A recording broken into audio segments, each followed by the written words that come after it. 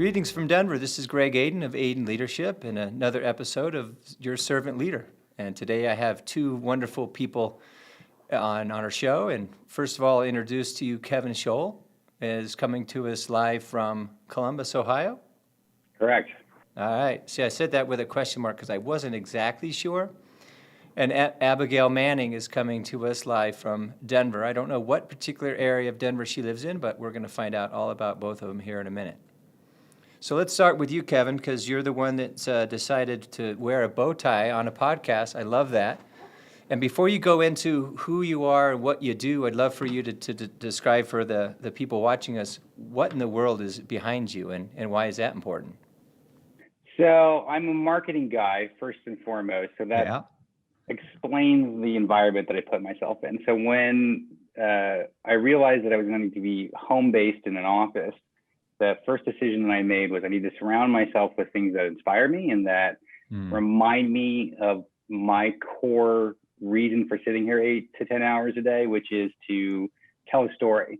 And I'm telling the story of a brand that's been around since 1943. So I have a foundation of what that story is, but I still want to be able to put my own little spin on it. And the art around me reminds me of what you can do when you take an idea that somebody already created, but put your own little spin on it. Because these are all interpretations done in the last couple of years of movie posters and movie property from the 70s and the 80s.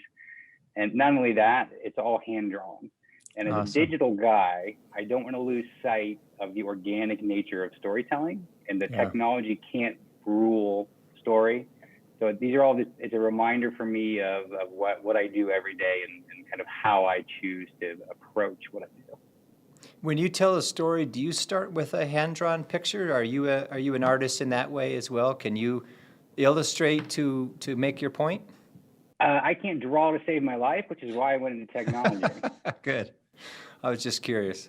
Yeah, no, I'm a very visual person, so I see it all in my head, and then I luckily get to interpret that vision. Instead of drawing it on a napkin, I bring up Photoshop and use digital tools that allow for those of us who may not be blessed with an organic ability to translate their vision to paper. I can do it pretty well with the technology that we have at our toolbox these days. Terrific. I'm going to come back to you in a second and get the what you do and who you're doing it for. We need to give Radisson some airtime as well. But be thinking about why you do what you do. So, Abigail, over to you. Tell us a little bit about yourself. Where are you from and what do you do? And start to tell us a little bit about why you chose to do what you do. Oh, wonderful. Well, thank you so much for the opportunity to have the chat today with both of you and sharing it with your audience. I appreciate it, Greg. You bet. Yeah, so as you said, I'm in Denver. I'm in Colorado. I love Colorado all the time, except for April and May, because we're still getting hammered with snow. So that's where I live, but I love that I get to work all around the world. I've been working in Italy. I have a client, again, a repeat client tomorrow in Washington. And thankfully, with COVID, one of the positive things, we're always trying to look for the positive outcomes that we can find from things and take away. With all of the Zoom technology and things like that, we've been able to do everything remotely. Sadly, I wanted to be able to have my passport out and be able to go to these wonderful locations, but that's coming in the near future.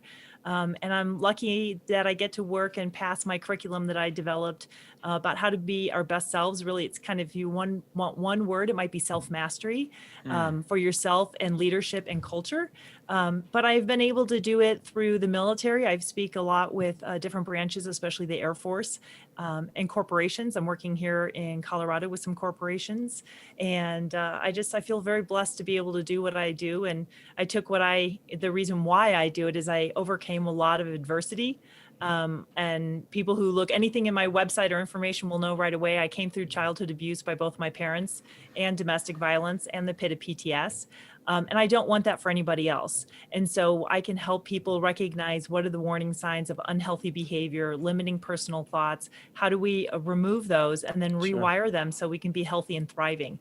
I don't have a very interesting background because I change it quite a bit and I use whiteboards where I can't draw like Kevin. I'm like piece out. I'm not good at that, but I definitely throw posters. I was working with the Wounded Warrior Projects, a group of female alumni. And so I had a huge Wonder Woman poster back there Yeah. for that event. But that's a little bit about who I am, where I am, and why I do what I do. Well, while we're still on your why, tell us about your two most important followers and a little bit about their journey. And I have not met them. I've just heard a lot about them, and I believe it'd be nice for the audience to know a little bit about them. So introduce your followers, your two. My one and two. Yeah. Yeah. So I think you're referring to my kids, hopefully, I am. and not just you and Kevin, right? Right. No, well, he's definitely a follower, and I'm a follower too. So I'll be number two. But yes, you're. Four. I've Yeah. got four now. Well, I think you have thousands, but you're being modest. Well, thank you. My pride and joy, I raised my children from the time they were 5 and 2 by myself. I was a solo parent.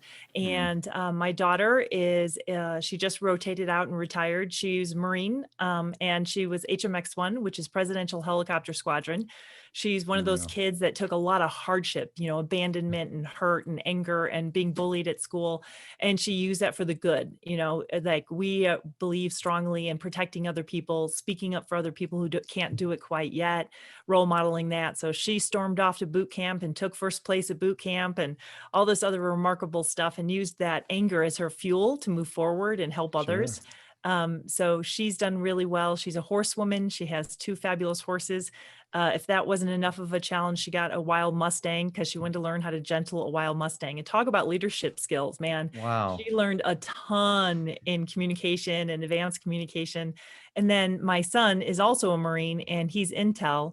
And he overcame severe dyslexia. And there's a whole story behind the work and the family and the commitment, and believe in people. Just pour it on them, how much you believe in them, because you really can overcome huge obstacles. And those can be the fuel that help you move forward in life, and go after something that's audaciously big, because you might surprise yourself. At least I have myself, and my kids are my pride and joy for sure. Yeah. Well, I want to talk more about them, and we'll give them names later in the show. But I want to bring them up when it comes to servant leadership too, and what a great example they are. Mr. Kevin, now share with us exactly what you do and for who, and dig a little bit deeper into the why you've chosen not only this company, but your continued passion of doing what you do. So I am the franchise marketing manager for Radisson Hotel Group Americas. So we are a hospitality brand. I'm sure hopefully everybody's heard of Radisson Hotels. What I do for them is I came on board to Radisson to help their development team tell their story. And when I've been in the hospitality space for about 15 years, it was one of those, the why I got into it was that, I was the stereotypical introverted geek as a kid, as you can probably tell from my background. I still retain a little bit of that. I got into the idea of wanting to be a storyteller, and I discovered film school. And the thing that film school taught me was that I can't be an introverted storyteller. If I want to see these things come to life, you have to have a collaborative group of people all working together with different skill sets to come up with the single vision of what your story is going to be. And marketing was my plan B. And I got into marketing because nobody makes a living, unfortunately, in the film industry in terms of just making a living. I'm not talking about even becoming famous. So I had a good mentor who kind of talked me into the reality of, if you want to proceed in life and have the things, here's what you should do. Marketing, when I got into it, was still very much a traditional marketing environment that was kind of the brand telling the consumer what the story was, and then they moved on to the next thing. But as it evolved, and certainly with the advent of digital consumerism, this idea of creating content that's engaging, and more importantly, really working with the consumer, your guest, to be a part of the story, that's what fascinated me. I shifted into hospitality because as a marketing person, it was an opportunity to have a product that has an emotional attachment to it. I respect the people who can market widgets and who can market medicines and things, but for me to be able to tell the story well, I have to be passionate about whatever the product is. And I love to travel. I love the idea of experience, and getting into the hospitality industry was one that allowed me to, as a professional, have some part to play in somebody's life experience. One of the reasons I came to Radisson is because Radisson has a strong philosophy on building, relationships are what drive the brand. And being able to come in and help them figure out, how do we evolve how we tell our brand story as developers? Right. How do we tell our story to our clients? How do we tell our story to potential clients? So that is what I get to do. It's the core of telling the hotel story. It's just a different perspective and a different audience. So it's not the lifestyle marketing that I have done in the past. It's the getting a potential hotelier to say, why do I want to be a part of the Radisson brand? Mm-hmm. What's that story? I get to help them, working with a team of people at my brand, tell that story. Yeah.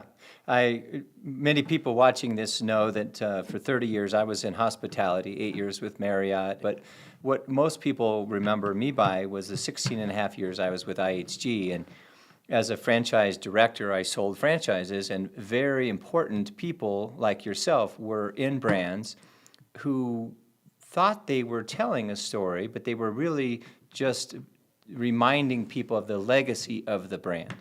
And as a franchise director, the people you're responsible to report to, we wanted the brand people to tell a story. So for someone to have the background and the intellect to tell a story to a prospective customer, God bless you. I wish I would have had one of you at IHG, because I was always saying, I need tools. I need to be able to tell a story. Let's talk leadership. Yeah, let's talk leadership. Abigail, when did you decide to help people get better?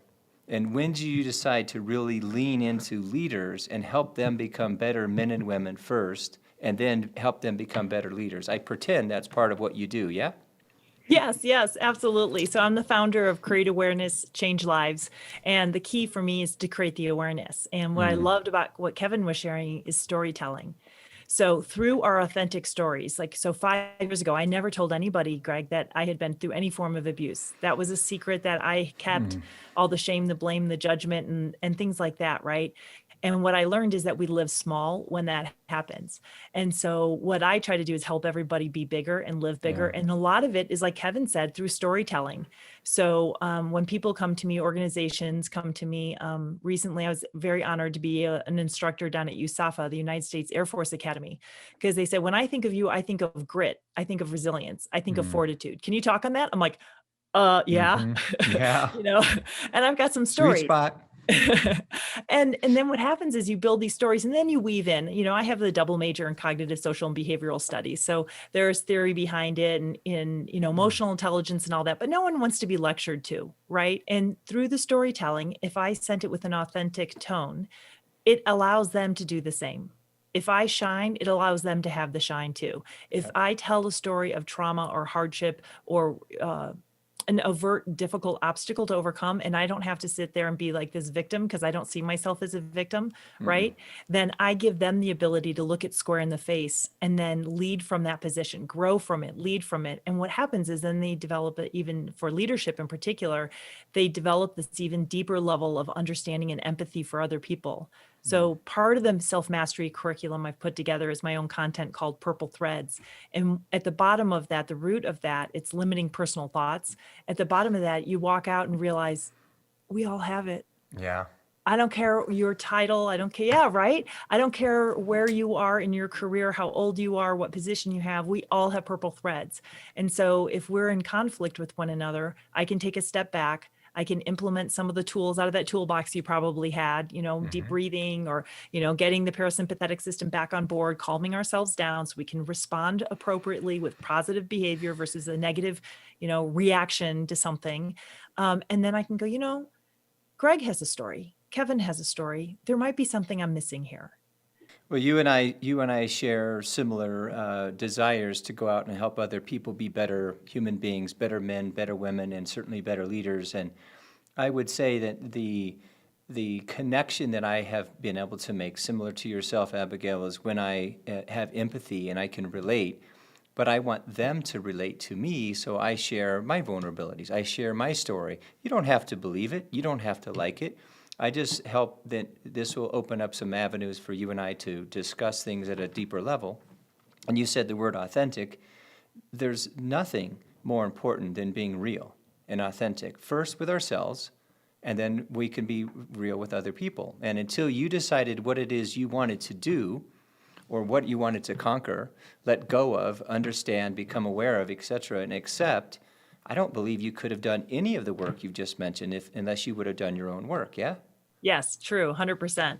And what the work you're doing out there is so needed, and we've already talked about it, but I'm hoping you're saving a space for February 4th, 2022, as we do another Leadership Development Day, because what the world needs now and will need next year is how do we truly, authentically become better people because we want to, and we want to inspire others by our words, our behavior, and our relationships, not because we tell people to, but because we invite them to. So excited to share the stage with you next year. Thank you. I'm honored. I'm looking forward to it. It's in my calendar. Good. Kevin, tell us your experiences with leadership. And from your standpoint, I'd love to hear your view of what's good or great leadership according to Kevin Scholl, and what are some leaders and leadership you've been around that didn't work so well. And don't need to name any names unless you, on the positive side, you want to bring somebody up. But free license to talk about leadership according to Kevin Scholl. Ladies and gentlemen, Kevin Scholl. So I think, my idea of leadership comes from discovery at an early age of what a film director did. And, when I was on a film set and I recognized that you had a singular person that everybody was looking to drive, the end result. Interesting. And you had two types. You had the tyrant who said, this is my vision and you're here to facilitate what I need. And then you had the collaborative who said, we're all here together. I don't have the skill sets that you have, that you have, that you have. I have the general direction and idea of where we need to go. So I can lead that. And, naturally, and because I have this title, I will do that. But we're doing it together. And so when it came into my career path to be able to figure out what type of leader that I want to be, I always held to what I loved about the nature of professionalism was the collaboration. Yeah. And I set goals for myself that said, I'm not chasing after a title in my professional path because that's not what's going to satisfy me. Right. What satisfies me is the work. And being able Amen. to differentiate the two is where when I was fortunate enough to start having people under my leadership professionally, my take on it was to be the leader who said, from day one, you matter. My title happens to be something that I write on an email or they put on the door. Yep. But that's all it means. I am here because I do have experience and I'm going to share that experience, but I'm also here because I need to learn. And I'm bringing new people who may be less senior is the best opportunity for me to learn. So I always focused on the collaborative nature of, at the end of the day, I'm serving the brand or the product. Mm-hmm. My role within that needs to be labeled because we have a hierarchy that needs to make business work. Sure. But I always approached it from this idea of I serve the brand, I serve the story, and then I surround myself with people who can help me facilitate that. I want to lead to help tell the story for everyone, for our guests, for our franchisees, for our internal teams. I have to understand how can I contribute as a part of the team, but what are the areas of opportunity that I may have that I can bring to the table and say, hey, let me pick this one up and run with it, but I'm going to allow everybody the opportunity to be a part of it. So to me, that's the best leader. The best, I always led, the thing that anybody who's worked for me over the last 25 years will say, give me a Kevin Scholl quote. The quote is, I don't care if you fail as long as you fail with good intention. Yeah, make a realistic effort. Yeah, especially with, I've been fortunate to be able to work with kids right out of school, which is their first job. I take that responsibility seriously, not only for the fact that, the only way for any brand or organization to succeed is that everybody's firing at their best. And you have to inspire them, whether it's their first day or they've been there for 20 years, to continue to have that level of passion. Well, I would say, again, I'm a big word person. I would say you don't have to. Leaders, we get to inspire people by our words, by our actions, and by our relationships. And it's not a burden. As I said at Leadership Development Day on February 4th, leaders, if you're listening, if it feels like a burden for you to lead, stop. Go find something else, because whether you're right out of school or whether this is your fourth job, you said it, not me. Collaborative leadership is much better than competitive or do-it-my-way leadership. And by the way, at home, how are you parenting? But the other thing you said was inspire. And John Maxwell and many others would tell you that it's not our job to do it. It's our job to inspire others to do it with our direction. And I could so see you directing a film. And I'm certainly, I bet you $1,000, and at some point, you're going to have a film director type position with some other company, maybe in the hospitality, where you're behind the camera collaborating with a lot of other people to tell the story. Before we get off Radisson, I go ahead and mention, who do you report to, and why did you decide to follow this human being over to Radisson? Because Phil and I are very close, and I served he and his team for 3 years. So let's give him a name and a title. So Phil Hugh is our Chief Development Officer, and it was really his vision to bring me, and by me, I mean my position, to Radisson.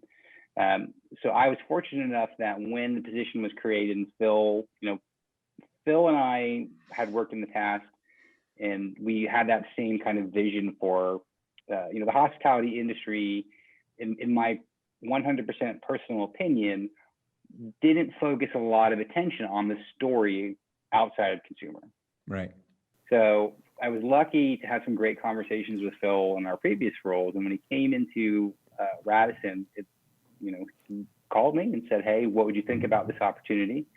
And I looked at Radisson. I've known, obviously in the hospitality industry, I've known Radisson. So that for me, it was the opportunity to be able to say, at my last role, I was there for a good enough time where I felt that I did that inspired leadership. I built a great team of young marketers who are still there doing great things or have moved on to do other things. It was a challenge for me to say, what can I do for Radisson? Well, let me interrupt you. I can remind you why you're on this show, and I know why you aren't there anymore. And the truth is, you did not have leadership that was inspirational. You did not have leadership that was true leadership. We don't need to mention the company because it's not an issue. But what you did find is someone that understood you and what you wanted to do and your passion for telling a story. Two messages, and we're going to go to Abigail, is you look yourself in the mirror and ask yourself, whether you're 28, 38, 48, or 58, and say, am I happy? And if you're not, own it. Do something else, because no one's coming. Nobody, even a great leaders, don't knock on your door every day and say, Kevin, how can we make you more comfortable today? No, you have to do that for yourself. You have to own your stuff. And secondly, leaders, if you're listening, it's not about you. It's about you to be a great leader, but you become a great leader because others say you are. And by the way, you mentioned it, and I'll just put a nail in the coffin, so to speak. A title, unless you're a lieutenant, a captain, or a sergeant, or some other armed forces sort of title, Abigail, I hope you agree, our titles will never be on our tombstone. And how great you were as a film director will probably never be on your tombstone. But what you did for others, how you showed up for spouse, partner, children, family, probably will.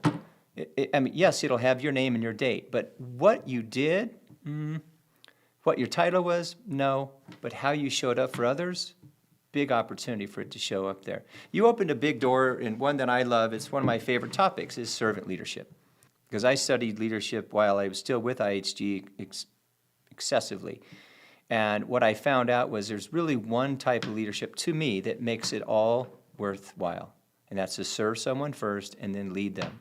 So Abigail, take that away and take us, what does your heart say relative to servant leadership, and where do you see it in your work? And then be bold and tell the audience, what does this world need today relative to servant leadership?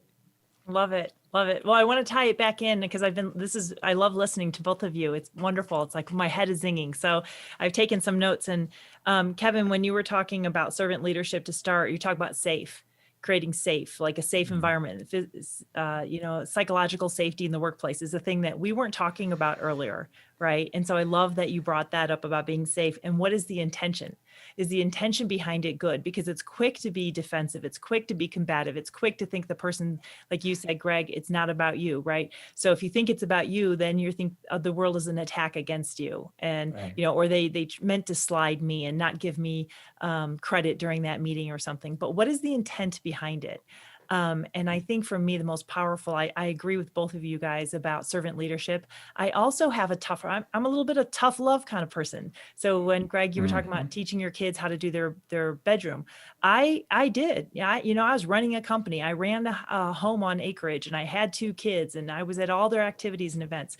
So, okay, guys, here's the intent. Here's what we need. Your bedrooms need to be cleaned up. Here's the timeline in which it needs to be done. You guys attack it. If you're overwhelmed or something, come talk to me about it. What are the ways you're going to do it? So then as a leader, as a parent, I was able to say, here's what I expect. This is what we can do. This is where we're going to drive forward. This is the goal. Now, how do you think you're going to do it? So, what are the steps you're going to take? What is the timeline? If we have to leave for your track meet, by such and such time, how long do you think this project is going to take? You're teaching all of these skills, but most importantly to me, you're teaching the kids to believe in themselves, to understand that I can figure this out. Instead of saying I'm stupid, I'm dumb, I'm lazy, or any of those other negative purple threads, the personal limiting thoughts that we have, we can start wiring in positive personal thoughts, positive beliefs about ourselves.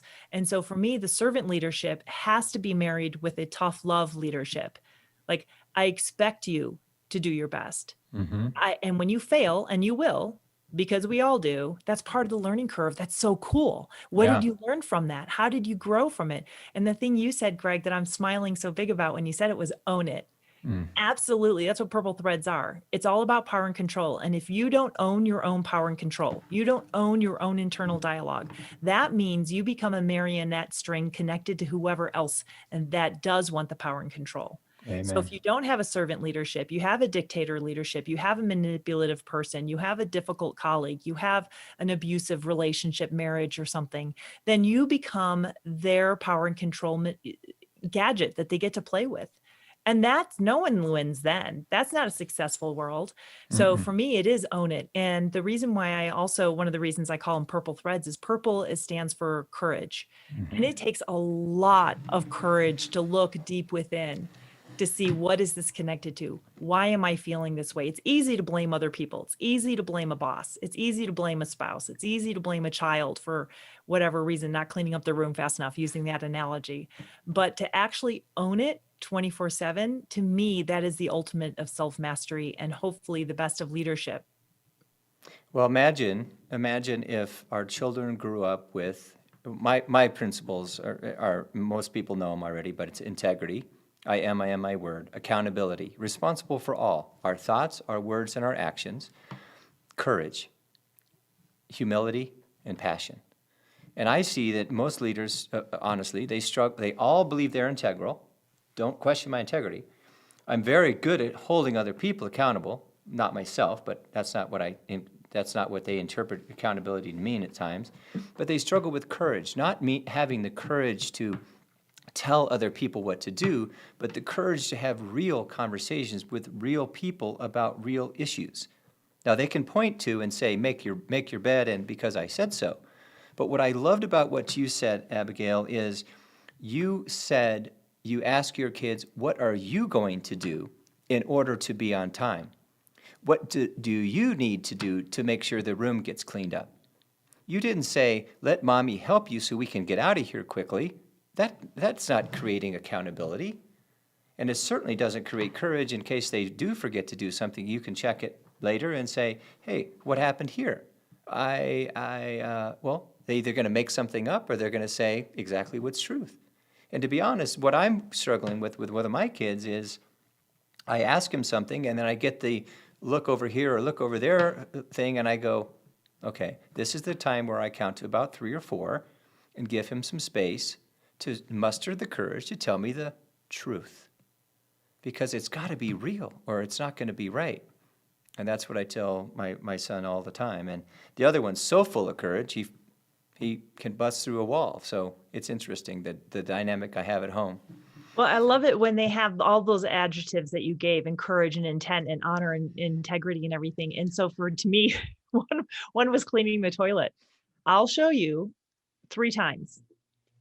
You can take notes. You can ask any questions, but be proud of the work you do. I don't care if you're cleaning a toilet. Yeah, I don't care if you're love the it. president of a company. And I taught them to own it themselves, Yeah. to own if it was done, to inspect their own work, to double check their list, to think, how would I look at this like my boss would look at it?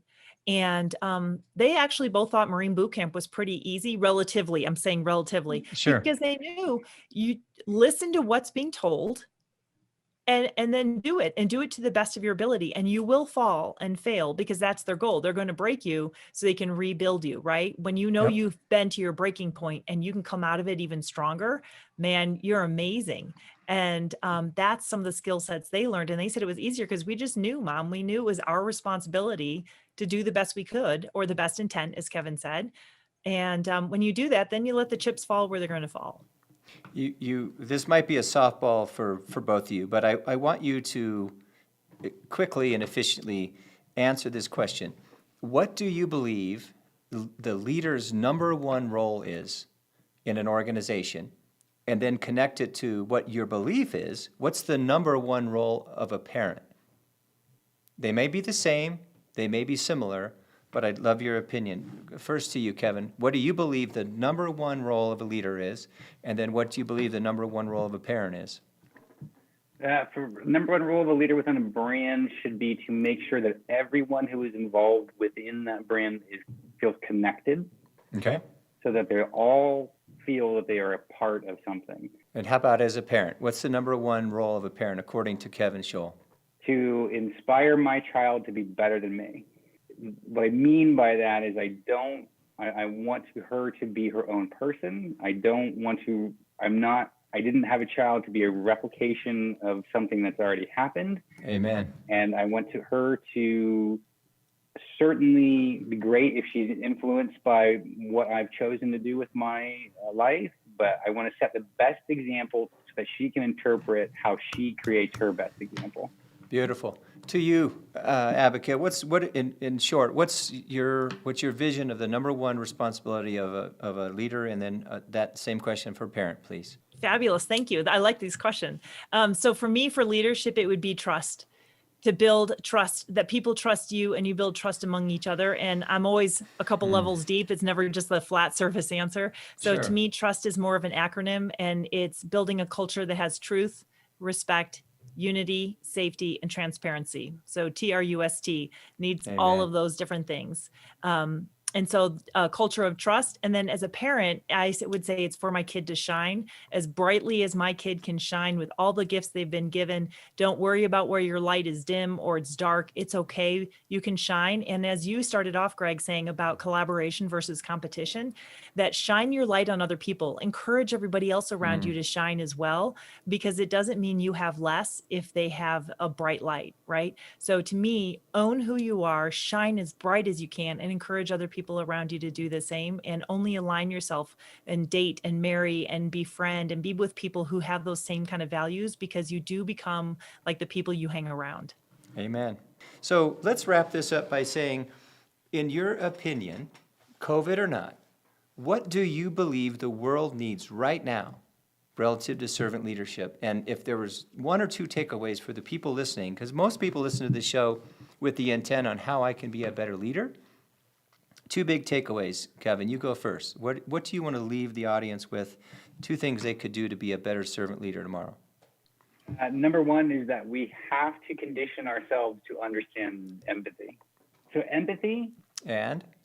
if you're working at, or if you are a leader who says you're not allowed to walk down the executive hallway because it will disturb the executives, change that policy, number one. Mm-hmm. If you're working in one of those environments, find an environment that allows you to walk down the executive hallway, because that's the only way you are going to learn the things that you need to learn to take us to that next level of where we can be as leaders. Well, you and I both know the advice you gave on for number 2 will only be appreciated by people who don't believe there are hallways for executives. But thank you very much. And secondly, Simon Sinek, some of you might have heard of him.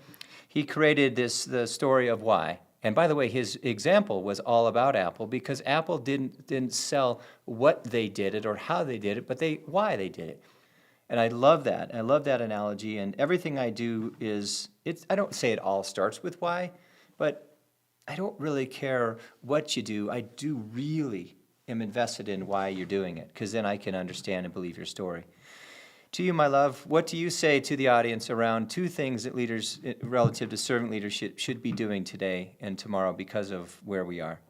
Well, I'm going to piggyback on your why. So Simon Sinek's work is wonderful. And so the whole why, where does it come from? And I think the reason why I really like it is because then you're trustworthy. So my first would be, as a leader, be authentic with yourself, know thyself. Yeah.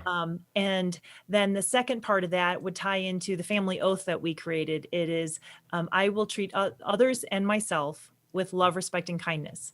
Well, I'll tell you a little secret that I haven't said on the air before, but as a confident and successful man that was making a boatload of money and the world was telling me that I was number 1 at what I did, and my wall behind me with all the awards, not this wall, but the wall that I used to live in, when I finally pulled my head out of my you-know-what, and I got some insight, what I learned is I wasn't kind to myself as I thought I was. I was arrogant. I knew everything. I was competitive, and if we're going to play to win. But what I learned that I was worthy of love. So what I remind my kids all the time, and if you come into our house, you'll see be kind on the outside of their door. So the first thing they see when they go into their room is to be kind. But I also let them know that you are worthy of love, and you will always have my love.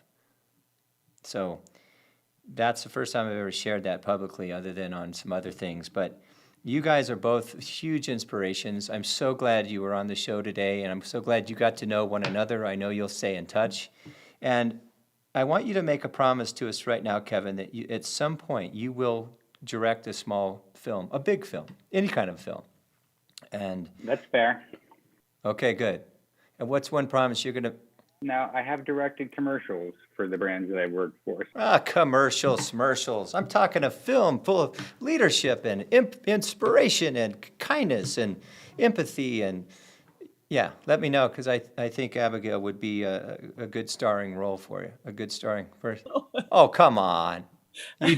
She'd jump at the chance. I don't think she's seen a stage she hasn't liked, because it's not because she's on stage, but because she's serving other people.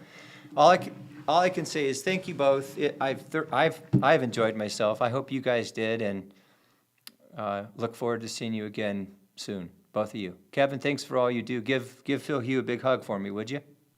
Absolutely. Thank you very much, Greg. It was wonderful meeting you, Abigail. And to everybody listening, again, this is Greg Aden with Aden Leadership. And thank you for putting your time and your faith into our show. And go out and be a better leader. Be a servant leader if you can. Be kind, be considerate, have empathy, and ask people, what is it they want from you? And try this one on for size. How may I be a better leader today? How may I be a better parent today? You'll be amazed by the answers you get from the simple questions that are not about you. It's about how you could serve someone else. God bless.